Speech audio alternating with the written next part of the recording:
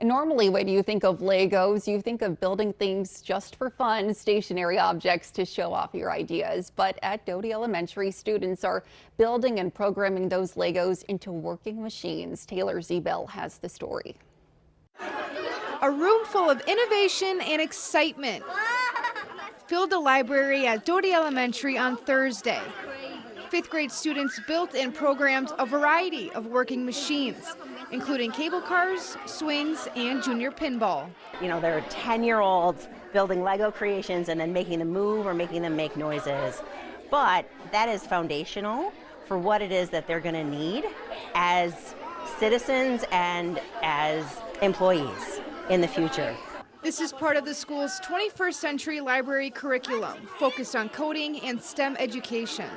And with that, students learn how to problem solve, work together, and be creative. We often have older kids interact with younger kids, and they are so proud to show off and to encourage the little ones to ask questions and see what it is we're doing.